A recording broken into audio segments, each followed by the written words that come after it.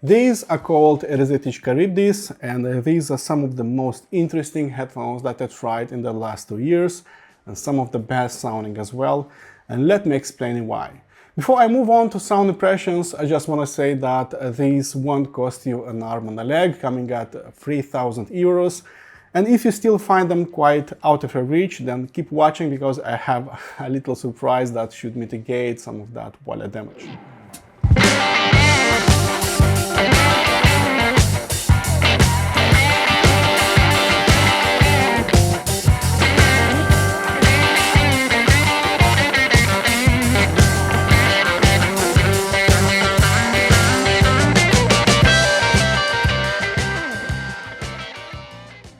As you can clearly see, these don't just have some big looking, scary looking ear caps, but these are the biggest ear caps that I ever saw on any pair of headphones, dwarfing anything else pretty easily actually. And that's because they have some massive, the biggest headphone drivers out there, which is pretty interesting. All their past creations were made from leaden wood, so the Mania and Phobos, but this time around they went with much stiffer material, which is of course CNC machined aluminum, which should better control those drivers that are sitting directly on that on the aluminum caps. Everything you see is actually made from aluminum, steel, carbon fiber, memory foam, and rubber, so the build quality is actually very high on these ones. They are 100% symmetrical looking, like all their past creations, like Mania and Phobos, so you'll be deciding which will be your right and left channel, which is pretty cool actually. As you can see, these are coming with a detachable cable, which uses high purity copper conductors, and in case you have a single-ended only amplifier, they also included a balanced to 1/4 inch headphone adapter. 2 pairs of ear pads are being provided, and the stock ones use a thick and soft pleather for a deeper and punchier bass delivery. And the second pair of velour ear pads will be adding more air, slightly widening the stereo image, at the cost of a less impressive bass delivery. Everything was placed in a massive metallic suitcase, padded with plenty of soft foam as an extra protection measure. At 740 grams, these are very heavy, pretty much in line with Odyssey LCD4, which for me were the heaviest headphones that I used. But since they have a much wider headband compared to the Phobos, I believe they are better distributing the weight compared to Phobos. But the biggest surprise was actually their ear pads, which are very soft, which are very thick.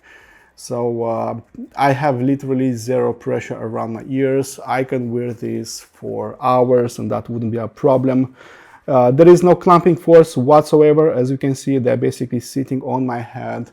And while I don't find them as comfortable to say Amazee Elite or HD800S by Sennheiser or maybe high-end hi-fi headphones, I find them more comfortable compared to Odyssey headphones and compared to any other Erzetich made headphones, which is actually pretty good. I can wear them easily for 2-3 hours and that wouldn't be a problem. Things are getting considerably more interesting on the inside because we're dealing with the biggest headphone drivers out there.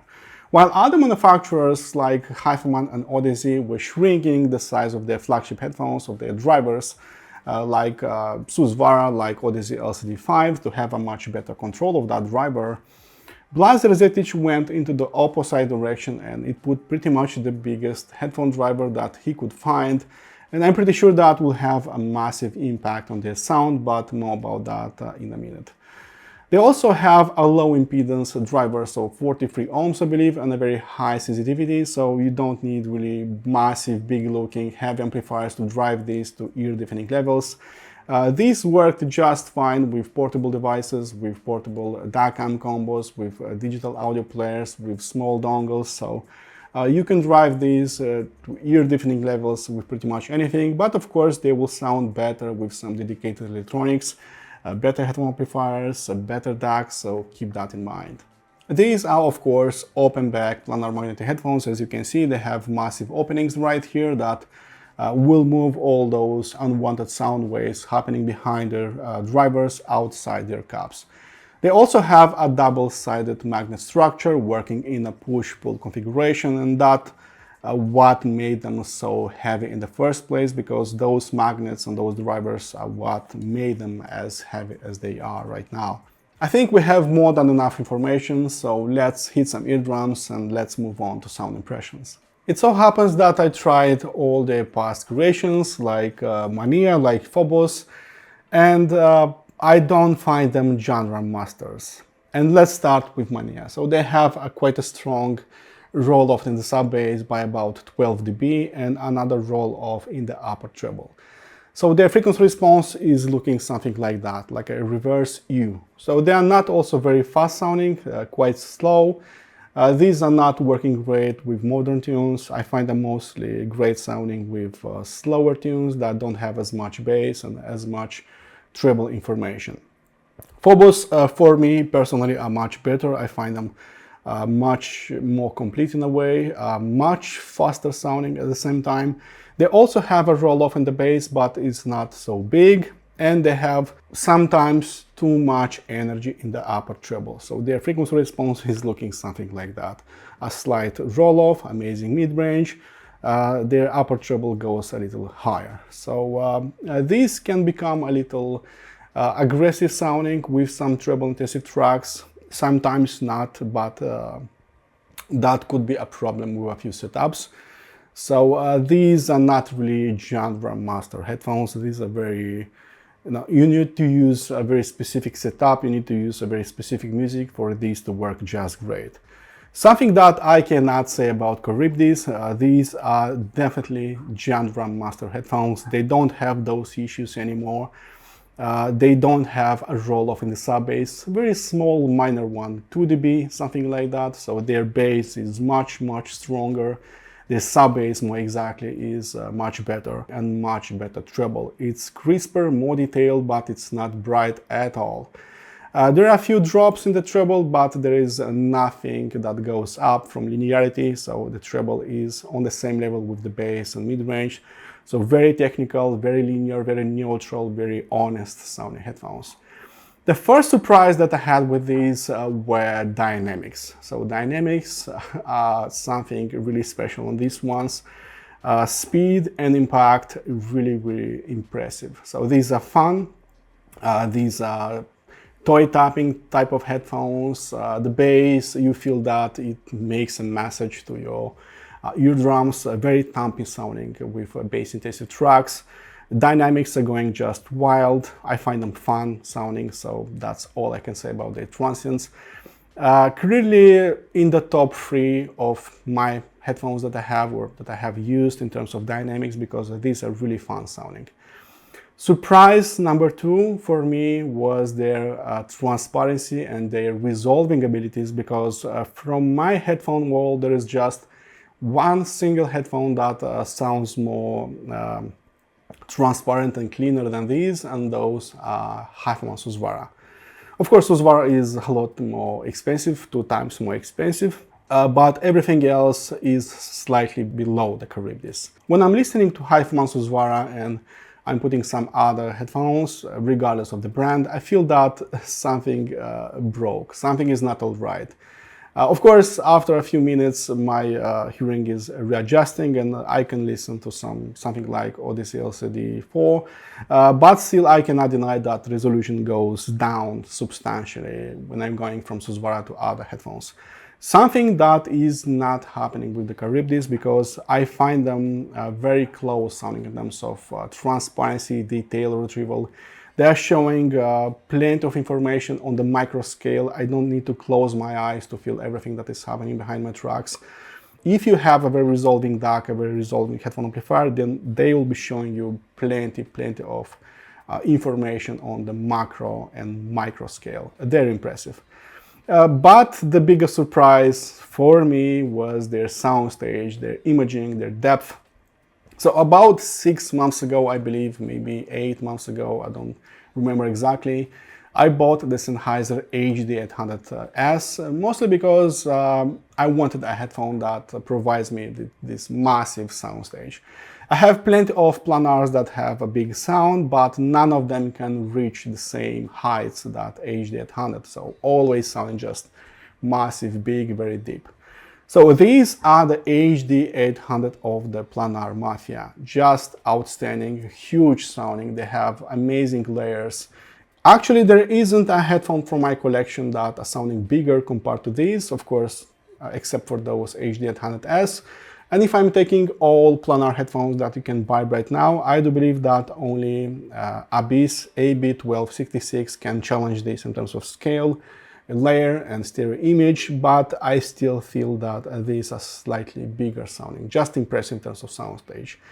And if you take everything I just said into consideration in terms of transient response, dynamics, detail retrieval, frequency response, and soundstage, then you start understanding that these are not really common sounding headphones.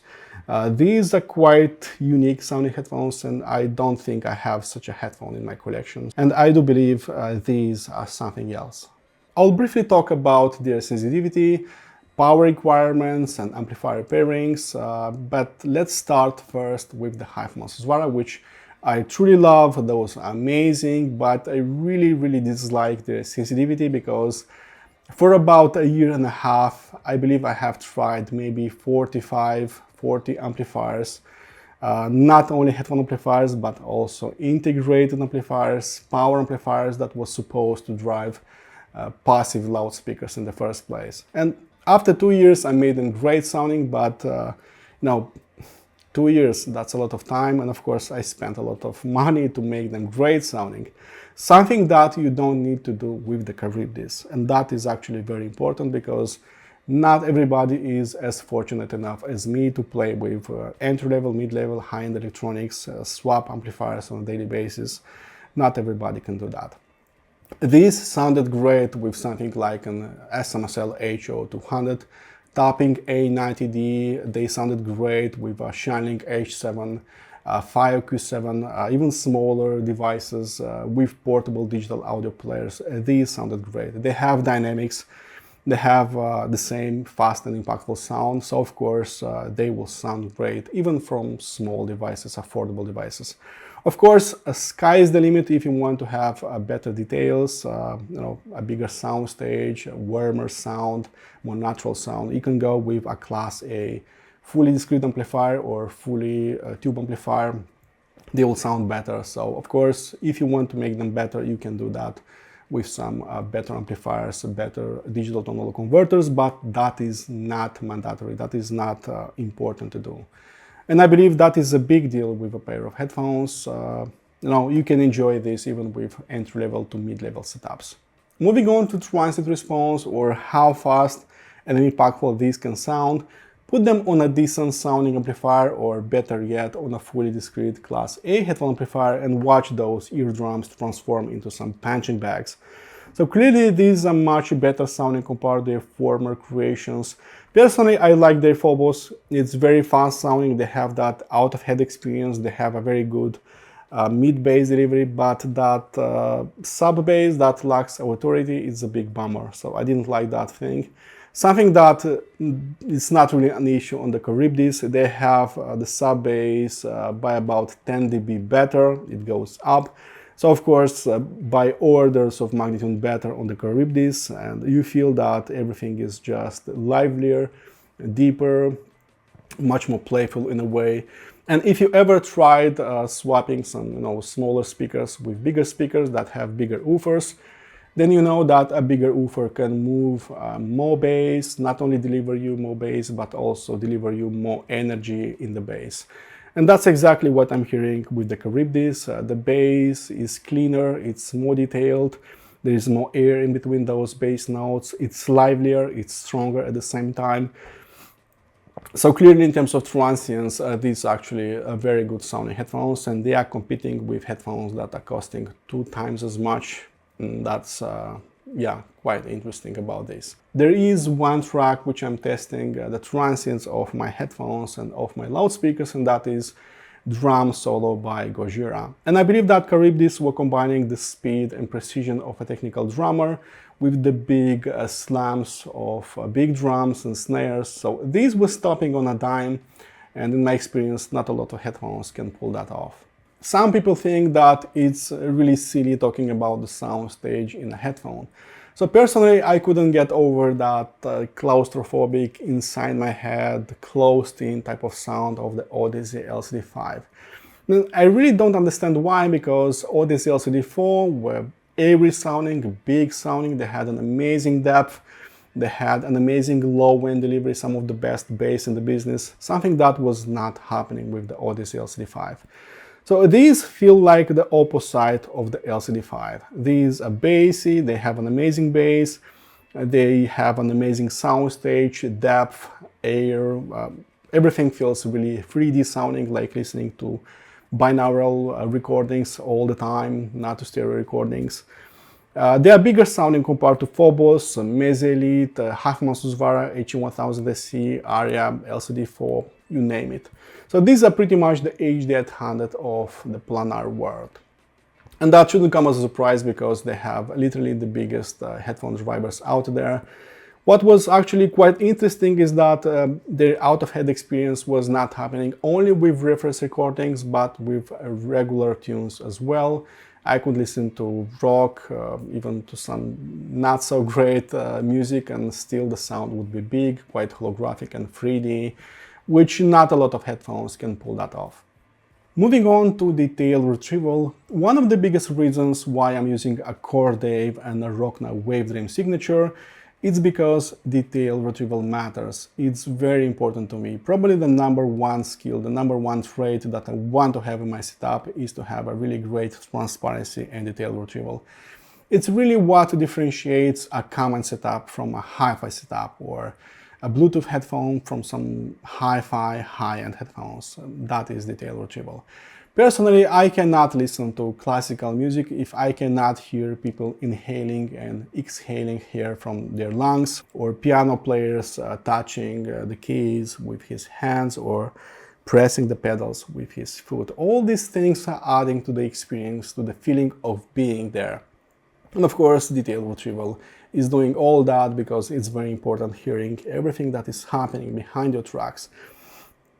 And I'm telling you all these because from my headphone collection, Charybdis right now are sitting on the second place, eclipsed only by the Hafmann-Susvara, which are still reigning supreme. Nowadays, there are plenty of headphones, flagship headphones, that are very resolving and transparent and clean sounding. But I do believe that Charybdis is slightly more impressive, and especially from my headphone collection, they are very, very impressive, and it's a skill that they mastered very well. As for frequency response, the biggest drawback of all Erzetich headphones was actually the low end, which went down by about 12 dB at around 20 Hz. So you feel that there is less authority, less rumble in the bass. Likely that is not a problem with the Charybdis. They have a much stronger bass delivery. And since they have an amazing detail retrieval, you feel that the bass is of a higher quality. They can have short decays, they can have long decays, they can have a longer trail of the bass, so they have an amazing bass performance. Very similar to that of the upper class hi-fi headphones. While not exactly sweet and creamy sounding like Odyssey LCD4, like Meselite, I do believe that these are going into the same direction when it comes to mid-range performance. I do believe that mid-range is where the soul of the music is happening, is dwelling, and if you are doing mid-range just fine as an audio engineer, then half of your job is already complete. And while I still find them quite linear sounding, and in the mid-range as well, I do believe that these are slightly more natural, fuller bodied and richer sounding compared to their Phobos, for example, that had a weird pitch in the upper mid-range, which is not happening on the Charybdis. Their Phobos was very strong in the treble, sometimes too strong in the treble, because with a few particular setups and musical genres, they can become hot and aggressive sounding, something that was not happening with the Charybdis. These were considerably more linear, more neutral sounding, and although there are a few drops in the treble, as it usually happens with all headphones, there are no rises from linearity, so everything happens on the same level with the mid-range and bass. That's why I could listen to everything, to rock, metal for a few hours, and then would be no digitus, no listening fatigue, no brightness whatsoever. Something that was really happening with the Phobos. I measured their performance on a mini DSP ear system, and here is the frequency response, total harmonic distortion, spectral decay, waterfall, and spectrogram. Here is another comparison with a bunch of flagship headphones, and if you are wondering how pleather versus velour pads are sounding, here is a comparison graph that will tell you a lot more. For a much deeper measurement analysis, I recommend checking out my written review, which I left below, where you can find a must-read comparison with the Phobos, Odyssey LCD4, and Mezi Elite. As for my conclusions, in 3 weeks I tried these on all sorts of headphone setups, ranging from entry-level, mid-level, and high-end, and you know what? They sounded absolutely great on all of them, so you don't really need 30 kilo headphone amplifiers for the best results, and that's why they deserve your fullest attention, and that's why they won my absolute highest gold award. They have a great technical performance, being challenged only by the high-performance Vara, and knowing that you can have these for 3,000 euros makes me a lot happier. I don't support price increases, I support great sonics at affordable prices, and while these are far from being affordable, I teamed up with Blair's Erzetich for a 15% discount for the first 5 pairs being sold with my promo code, which you can find below. Apart from this, I hope you enjoyed my review. A much longer in-depth review can be found below, please check that out. And as usual, listen to more tunes, be positive, headbang at raw gigs, and I'll see you soon. Cheers.